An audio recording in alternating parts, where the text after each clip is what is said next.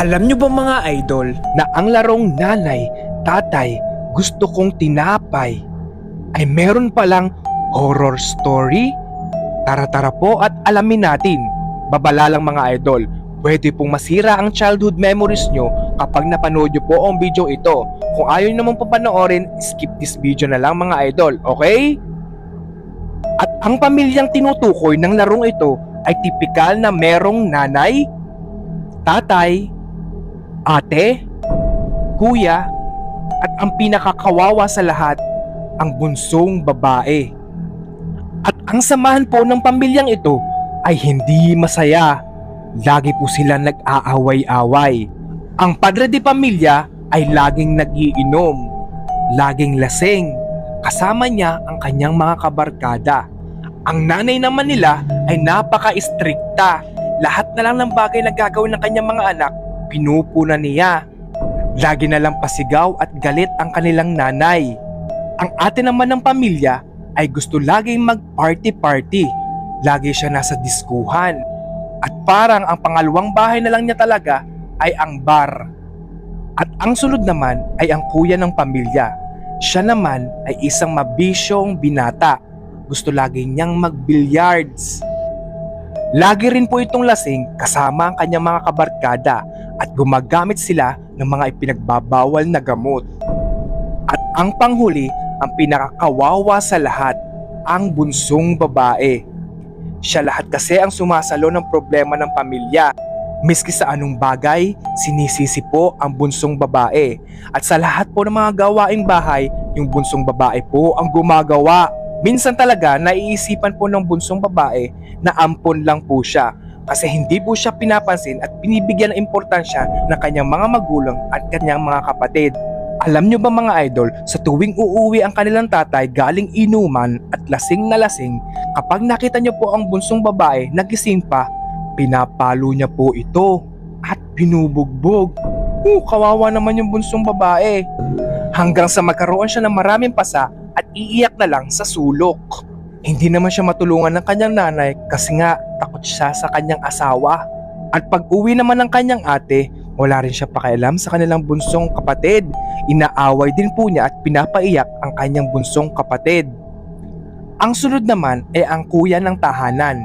Kapag umuwi na po ang kanilang kuya galing sa inuman at kapag nakita na po niya na tulog na po lahat ng miyembro ng pamilya, dito na po meron siyang gagawin na malagim na bagay.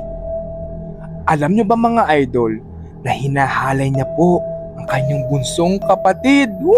Kawawa naman ako po. Grabe. Nakakatakot naman to. At dito na po pinagsasamantalahan ni kuya ang kanyang bunsong kapatid. Ayoko na nga rin kwentong aray. Wala na pong magawa ang batang babae dahil hindi na po siya makapagreklamo kasi natatakot at tinatakot siya ng kanyang kuya. At dito na nanlulumo yung batang babae at kung ano-ano na lang po ang naiisip niya. Gusto na lang po niyang magpatiwakal.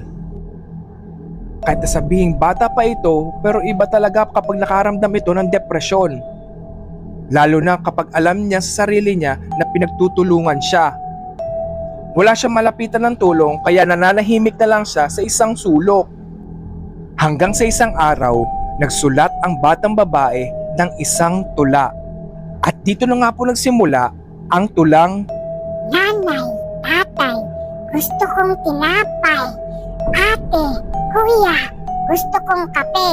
Lahat ng gusto ko ay susundin nyo. Ang magkamali ay pipingutin ko.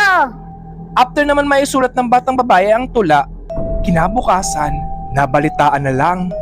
Napatay na yung bunsong babae. Tinapos na ng bunsong babae ang kanyang buhay. Kawawa naman eh. Yun pala mga idol, yung sinulat niya pong tula, ito na po pala nagpapahiwatig na mawawala na yung bunsong babae.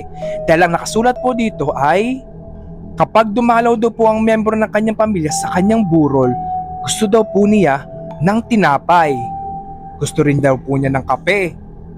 At ibinili niya na sundin lahat ng kanyang gusto at kapag nagkamali ang mga miyembro ng kanyang pamilya, susunod na daw po ang mga ito. Kaya lang, hindi pinansin ng mga magulang ang tulang ito. Kaya dito na po nagsimula ang horror story. Dahil nga po nagkamali ang kanyang pamilya at hindi na po nasunod ang tula, dito na po nagsumula, sunduin ng bunsong babae ang kanyang pamilya.